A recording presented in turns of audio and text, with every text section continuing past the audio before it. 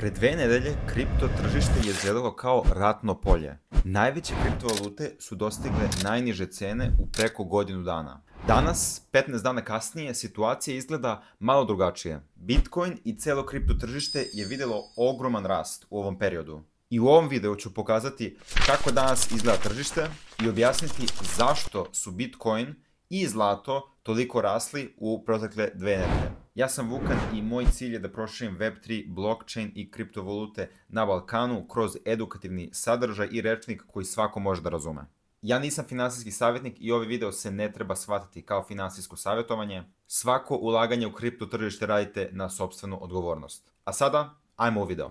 Pre samo 2 nedelje cene kriptovaluta su bile veoma niske. Hajde da se prisjetimo. Dana i do najnižih cena za velike kriptovalute koje nismo vidjeli veoma dugo. Bitcoin je dostigao čak 74.000, Solana $96, a Ethereum 1420. Cene su danas dosta višlje, tako da ajde pogledamo čartove najvećih kriptovaluta. Prvo ćemo naravno pogledati Bitcoin. I evo ga čart Bitcoina od 9. aprila.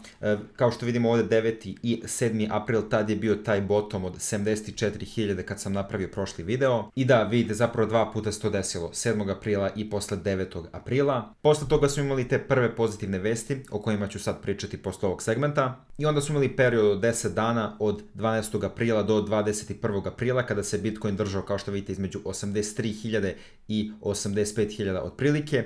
I posle toga 21. aprila imamo tu pravu eksploziju od 85.500 do 93.000 gde smo sada. Sada ćemo preći na Solanu. Na Solaninom čartu performansa je još bolja. Ovaj bottom početkom aprila je bio na $97, a sad je Solana čak na 151, znači preko 50% u ove 2 nedelje. I čak i drugačiji izgled od Bitcoina jer nije bilo to održavanje od 10 dana bez velike fluktuacije cene, nego ovdje je direktno, kao što vidimo, u ovom periodu Solana samo nastavljala na gore do ovih 151. I za kraj, hajde da pogledamo Ethereum.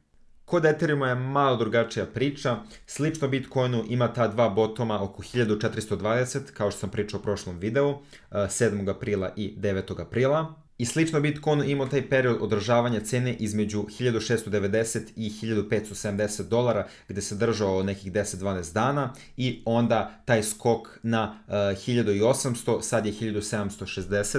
Tako da malo manji skok od Bitcoina i dosta manji skok od Solana imao Ethereum u ovom periodu. Ali opet velik rast ako gledamo sa 1420 na 1760 $. Sada znate kako izgleda tržište danas, ali zašto i kako je došlo do ovih ogromnih rasta cena? Ima 3 glavna razloga, hajde da ih pogledamo. Prvo je stabilizacija cijele situacije oko tarifa i carina koje je uveo Donald Trump, američki predsjednik.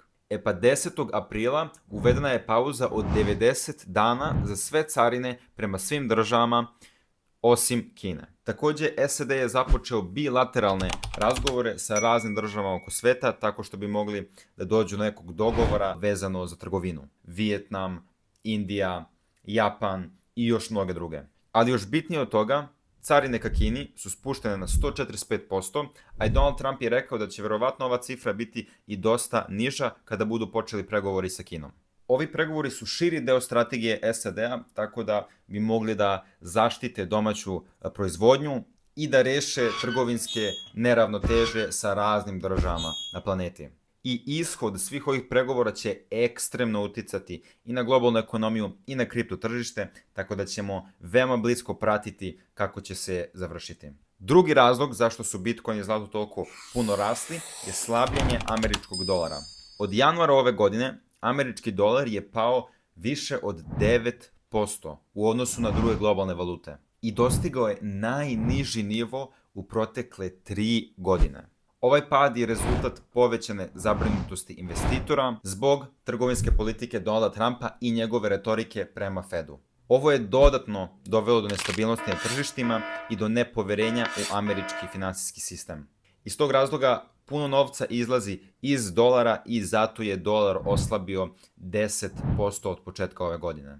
I treći razlog rasta zlata i Bitcoina je beg investitora u safe haven asete, takozvane. Ako ne znate, su imovine koje održavaju svoju vrednost ili čak rastu u vremenima globalne nestabilnosti ili ekonomske nestabilnosti jedne države, kao što su krize ili tržišne panike. Investitori traže sigurnost i sve više nalaze u zlatu i u Bitcoinu. I roba rastu kao odgovor na slabljenje dolara i globalnu ekonomsku neizvesnost. Pa beg investitora u ove imovine baš i nije slučajan, zato što Bitcoin sve više i više se vidi kao safe haven asset i baš kao digitalno zlato, jer se već decenijama tretira kao isto. Sigurno, bezbedno i likvidno. A ono što je veoma zanimljivo je da Bitcoin i zlato imaju veoma slično pokretanje na tržištu, samo što se Bitcoin ponaša mnogo volatilnije, tako da kada zlato raste, Bitcoin raste još više, a kada zlato pada, Bitcoin pada još više.